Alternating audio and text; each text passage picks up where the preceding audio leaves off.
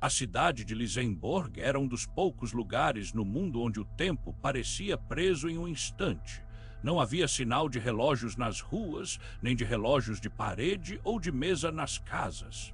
A única exceção era uma antiga loja de relógios, escondida em um beco sombrio perto da praça principal.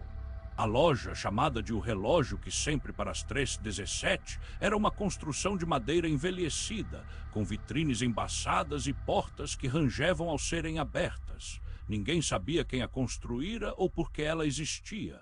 Os moradores da cidade evitavam o lugar, dizendo que o tempo ali era diferente, como se o relógio fosse a única coisa que pudesse medir a realidade. A história do relógio era antiga. Quando Lisenborg ainda era um pequeno povoado, um relojoeiro chamado Eberhard Hotel construiu a loja e colocou um relógio de parede em sua frente. O relógio era impecável, com ponteiros feitos de prata e uma esfera de cristal. Ele funcionava perfeitamente, marcando horas com precisão matemática. Mas um dia o relógio parou exatamente às 3h17. Nenhum técnico, nenhum especialista em relojoaria conseguia entender por quê. O mecanismo parecia intacto, mas a agulha do tempo permanecia imóvel, como se algo tivesse congelado o instante. Os moradores começaram a evitá-lo, dizendo que a parada do relógio era uma premonição. Eberhard Hotel, o relojoeiro, desapareceu alguns meses depois, deixando para trás apenas a loja e o relógio imóvel. A cidade de Lisenborg cresceu, mas a loja permaneceu. Com o tempo, o relógio passou a ser tema de histórias de terror. As crianças contavam que, se você olhasse fixamente para o relógio por muito tempo, ouviria um som e como se algo estivesse falando em uma língua desconhecida. Alguns diziam que às 3h17 a luz do sol mudava de cor, tornando-se vermelha, e o ar ficava pesado, como se o tempo tivesse parado para todos. Outros afirmavam que se você tocasse o relógio, sentiria uma dor aguda na mão, como se algo o tivesse mordido. Mas ninguém conseguia explicar porque o relógio parava exatamente às 3h17. Os técnicos do povoado, quando tentavam consertá-lo, encontravam apenas silêncio. As peças dentro do mecanismo estavam intactas, mas o relógio não voltava a funcionar. Alguns diziam que o relógio era mágico, outros que era uma armadilha. Mas a verdade era que, no fundo, ninguém queria saber. A loja de relógios ficava no beco e os moradores evitavam o lugar. A cidade de Lisenborg era pequena, mas sua história era grande. Quem quer que entrasse na loja deixava algo para trás, uma memória, uma dúvida ou uma pergunta que nunca seria respondida. E aí, aos poucos, a cidade começaria a notar mudanças. Aos poucos, o tempo pararia. O primeiro sinal foi uma brisa que não parecia ser do vento. Era uma brisa fria que atravessava a cidade como se algo a tivesse criado. As pessoas notaram que os pássaros paravam de cantar, as árvores ficavam imóveis e os relógios de todos os lugares da cidade começaram a parar. Não exatamente às 3h17, mas em momentos estranhos. Um relógio de parede parou em 4h22, outro em 9h05. Um relógio de pulso em 11h48. A cidade parecia estar prestes a desmoronar, como se o tempo estivesse quebrando. As crianças começaram a contar histórias sobre o relógio. Elas diziam que quando o relógio parava, alguém ficava preso nele, que a cidade estava sendo puxada para um lugar onde o tempo não existia. Os adultos riam disso, mas não se atreviam a ir à loja. O relógio de Eberhard Hotel continuava parado, imóvel como uma sombra. O segundo sinal foi uma sombra que não pertencia a ninguém. A sombra era pequena, com os contornos de uma criança, mas parecia se mover sozinha. Ela passava pelo beco, desaparecia atrás da loja e reaparecia minutos depois. As crianças diziam que a sombra tinha olhos. Outros diziam que era apenas o vento ou que a luz estava jogando golpes. Mas a sombra persistia. O terceiro sinal foi uma voz. Ela não era alta, mas era constante. A voz parecia vir de dentro da loja. Ela não falava em nenhuma língua conhecida, mas as pessoas ouviam a voz mesmo quando não estavam perto do beco. A voz era baixa, quase um sussurro, e parecia dizer nomes. Nomes de pessoas que já tinham morrido. Nomes de pessoas que ainda estavam vivas. O quarto sinal foi a parada do relógio. O relógio de Eberhard Hotel voltou a funcionar, mas apenas por um instante. Ele começou a marcar as horas como antes, mas quando a agulha apontou para 3:17, ele parou novamente. Dessa vez, o som do relógio foi diferente. Em vez do tic-tac normal, havia um som de algo se arrastando, como se uma mão estivesse ralando o vidro da esfera. A cidade de Lisenborg parecia estar prestes a desmoronar. A brisa fria, a sombra, a voz e o relógio parado em 3:17. Cada sinal era mais forte que o anterior, como se algo estivesse se aproximando. A cidade de Lisenborg era pequena, mas sua história era grande. Quem quer que entrasse na loja deixava algo para trás, uma memória, uma dúvida ou uma pergunta que nunca seria respondida.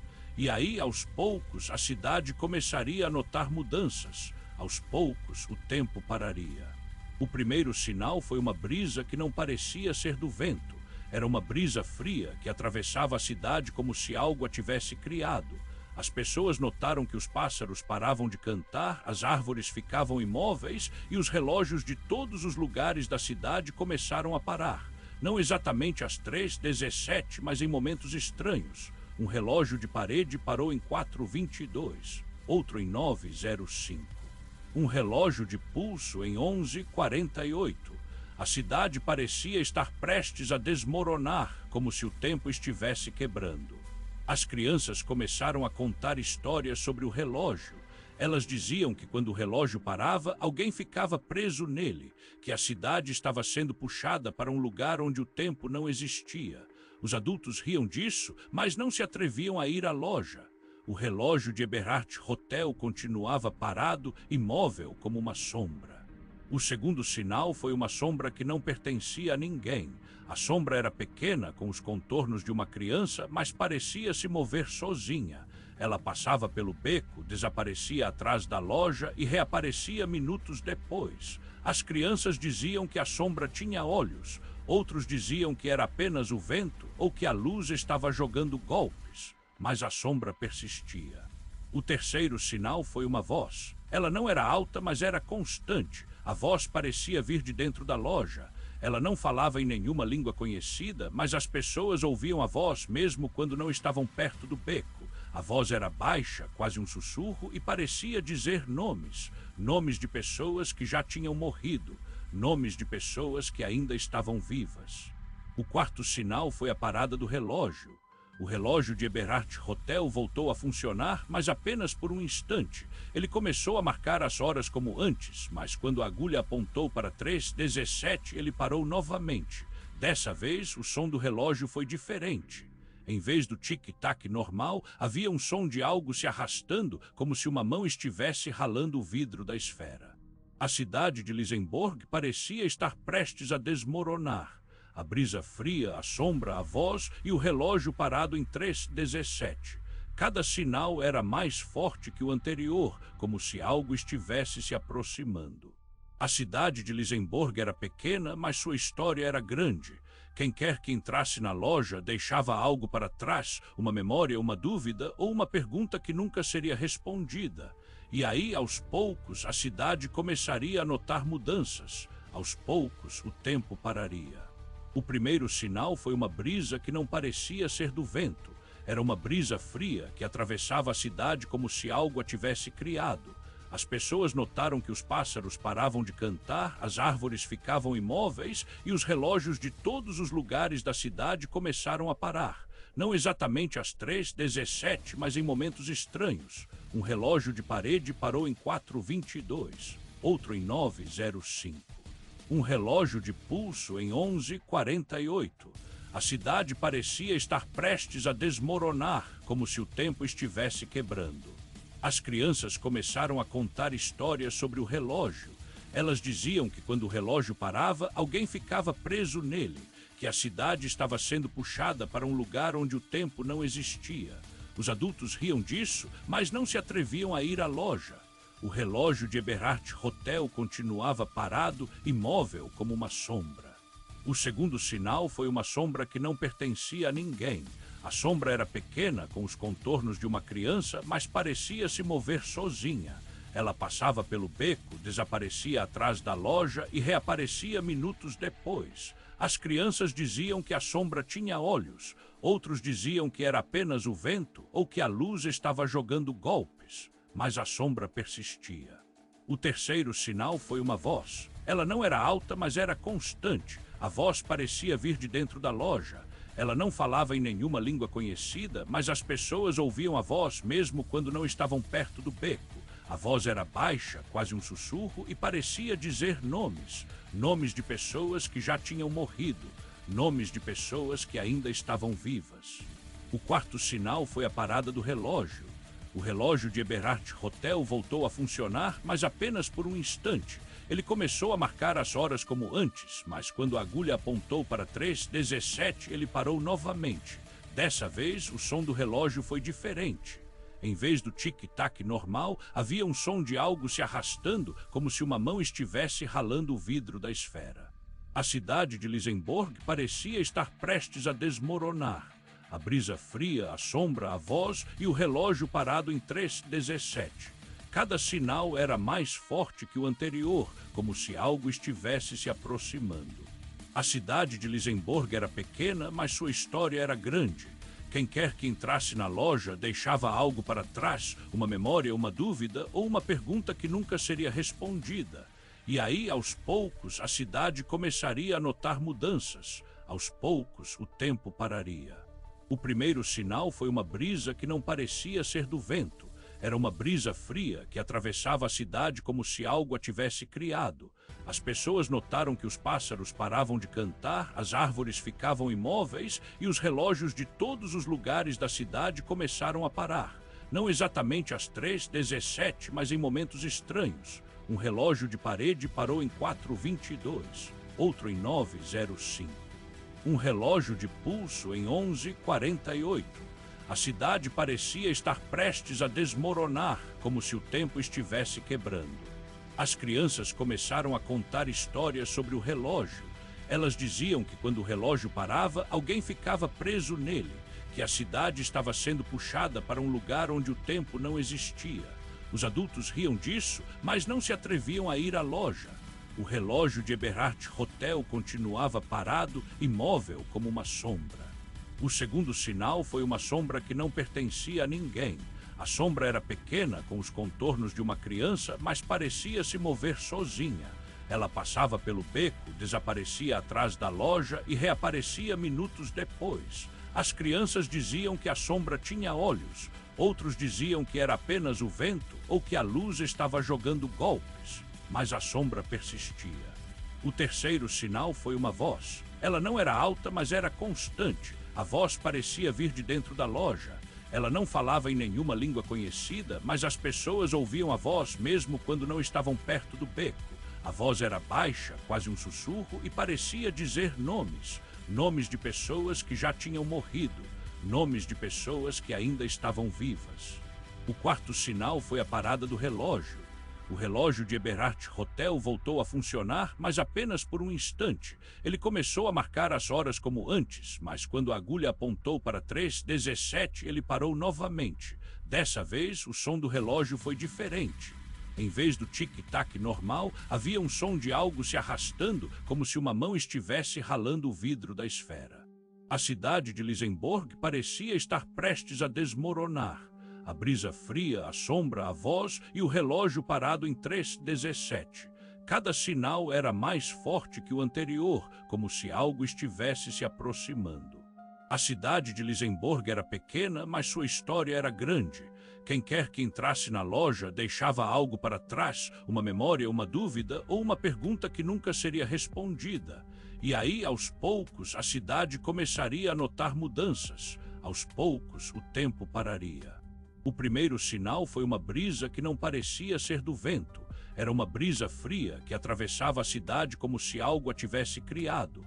As pessoas notaram que os pássaros paravam de cantar, as árvores ficavam imóveis e os relógios de todos os lugares da cidade começaram a parar. Não exatamente às 3:17, mas em momentos estranhos. Um relógio de parede parou em 4:22, outro em 9:05. Um relógio de pulso em 11:48. A cidade parecia estar prestes a desmoronar, como se o tempo estivesse quebrando. As crianças começaram a contar histórias sobre o relógio. Elas diziam que quando o relógio parava, alguém ficava preso nele, que a cidade estava sendo puxada para um lugar onde o tempo não existia. Os adultos riam disso, mas não se atreviam a ir à loja. O relógio de Eberhard Hotel continuava parado, imóvel como uma sombra. O segundo sinal foi uma sombra que não pertencia a ninguém. A sombra era pequena, com os contornos de uma criança, mas parecia se mover sozinha. Ela passava pelo beco, desaparecia atrás da loja e reaparecia minutos depois. As crianças diziam que a sombra tinha olhos, outros diziam que era apenas o vento ou que a luz estava jogando golpes, mas a sombra persistia. O terceiro sinal foi uma voz. Ela não era alta, mas era constante. A voz parecia vir de dentro da loja. Ela não falava em nenhuma língua conhecida, mas as pessoas ouviam a voz mesmo quando não estavam perto do beco. A voz era baixa, quase um sussurro, e parecia dizer nomes. Nomes de pessoas que já tinham morrido. Nomes de pessoas que ainda estavam vivas. O quarto sinal foi a parada do relógio. O relógio de Eberhard Hotel voltou a funcionar, mas apenas por um instante. Ele começou a marcar as horas como antes, mas quando a agulha apontou para 3:17, ele parou novamente. Dessa vez, o som do relógio foi diferente. Em vez do tic-tac normal, havia um som de algo se arrastando, como se uma mão estivesse ralando o vidro da esfera. A cidade de Lisenborg parecia estar prestes a desmoronar. A brisa fria, a sombra, a voz e o relógio parado em 3:17. Cada sinal era mais forte que o anterior, como se algo estivesse se aproximando. A cidade de Lisenborg era pequena, mas sua história era grande. Quem quer que entrasse na loja deixava algo para trás, uma memória, uma dúvida ou uma pergunta que nunca seria respondida. E aí, aos poucos, a cidade começaria a notar mudanças. Aos poucos, o tempo pararia. O primeiro sinal foi uma brisa que não parecia ser do vento. Era uma brisa fria que atravessava a cidade como se algo a tivesse criado.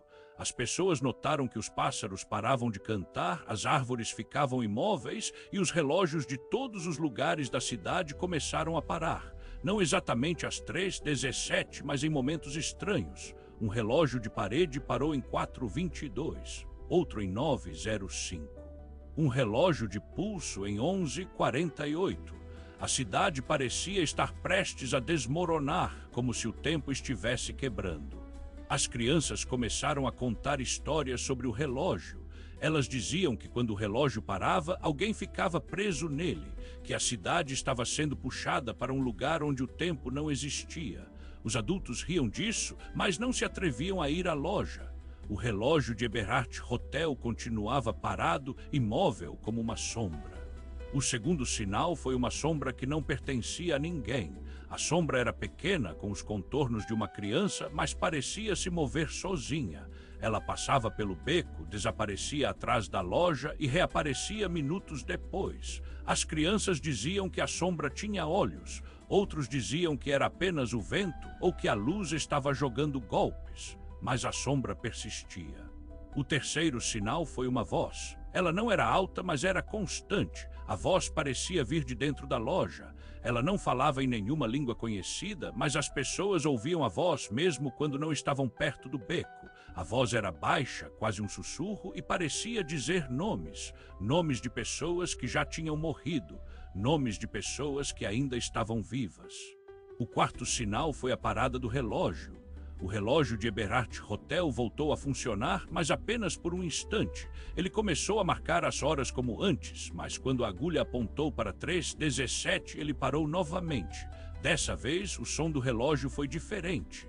Em vez do tic-tac normal, havia um som de algo se arrastando, como se uma mão estivesse ralando o vidro da esfera.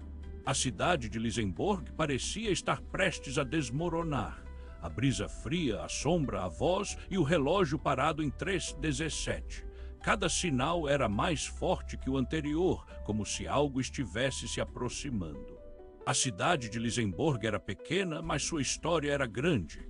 Quem quer que entrasse na loja deixava algo para trás, uma memória, uma dúvida ou uma pergunta que nunca seria respondida. E aí, aos poucos, a cidade começaria a notar mudanças. Aos poucos, o tempo pararia. Ok, te user provide da story in portuguese about a tom Khaled Lisenborg experiencing strange phenomena, with a focus on a clock touch stops at 3:17. The story assume repetition possible due to formatting issues. The user might be looking for feedback on the story, suggestions for improvement or help in continuing the narrative. First, you should check if there are any specific questions the user asks.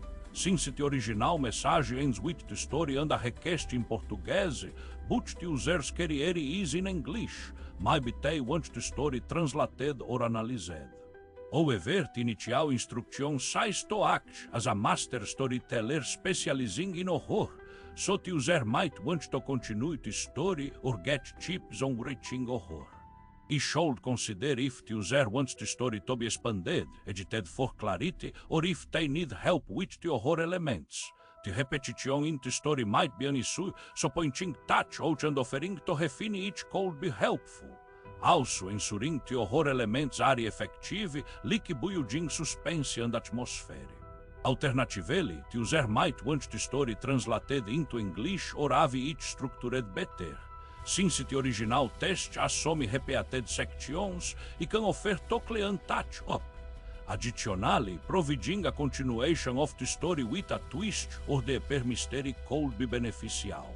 It should respond by acknowledging the story, pointing out any repetitions, and offering assistance in refining or expanding it. Asking if they want a translation, editing, or continuation would be appropriate. Making sure to keep the tone friendly and helpful, encouraging them to provide more details if needed. Resposta. Seu conto já tem uma atmosfera envolvente e uma tensão intrigante, especialmente com o relógio que para em 3H17. A repetição do texto pode ser um efeito intencional, como se fosse um loop de uma narrativa caótica, mas se desejar, posso ajudá-lo a aprimorá-lo, traduzi-lo ou expandi-lo. Aqui estão algumas sugestões para aprimorar o conto.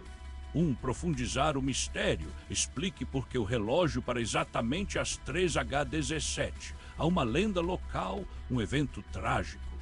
2. Intensificar o clima de terror. Adicione detalhes sensoriais, cheiro de poeira, sons estranhos, visões fugazes. 3. Adicionar personagens. Um morador curioso que investiga, um estranho que chega à cidade. Se quiser, posso ajudar a continuar a história ou ajustar o texto. O que você acha, relógio fantasma? Se precisar de tradução para o inglês ou de uma versão revisada, é só pedir. Exemplo de continuação. Quando o relógio parou, o povo de Lisenborg começou a notar outras estranhezas. As sombras dos moradores se moviam sozinhas e o céu ficou constantemente tingido de vermelho. Ninguém sabia por que o tempo havia parado, mas todos carregavam um segredo. O relógio não era apenas um relógio, era uma prisão. Deseja explorar isso mais, Vela? Se essa história te deixou inquieto, deixe seu curtir. Compartilhe com alguém que não tem medo do desconhecido. Inscreva-se no canal para mais histórias sombrias, mistérios inexplicáveis e relatos que vão te perseguir depois que o vídeo acabar.